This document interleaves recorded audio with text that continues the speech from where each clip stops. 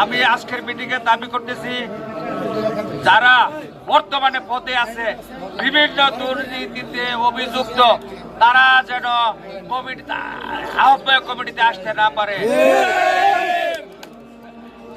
আজকে আমি দাবি রাখছি, যারা বিভিন্ন রকম দুর্নীতি এবং পকেট কমিটি করেছে, আগে কত কমিটি কিন্তু হয়ে গেছে পকেট কমিটি, এইবার আমরা এটা হইতে দিব না।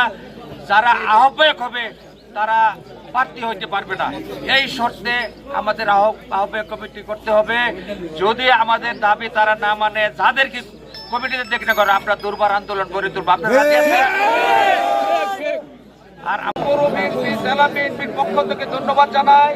আজকের এই মিটিংয়ে আমাদের যিনি সভাপতিত্ব করছেন সাবেক ছাত্র নেতা বর্তমানে বিএনপি নেতা সাইফুল মোল্লা, আমাদের মাঝে উপস্থিত আছেন সাবেক ছাত্র নেতা জনাব আব্দুল মুতালেব, আমাদের মাঝে হবে তারা যেন আসতে পারে। সাংবাদিক ভাইরা আপনারা লিখবেন, আজকে ভালো করে আপনারা লিখবেন, সাংবাদিক ভাইরা আপনাদের লেখনের মধ্য দিয়ে সত্য যেন প্রকাশ হয়।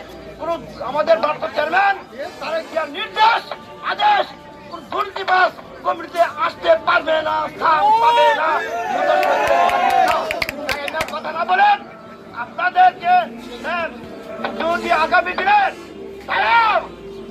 যে আমরা মানব না, প্রত্যাখ্যান করবো, আমরা বৃহত্তর আন্দোলনের ঘোষণা করবো। ইনশাআল্লাহ আসতে পারবে না। এই কথা বলেন আমাদের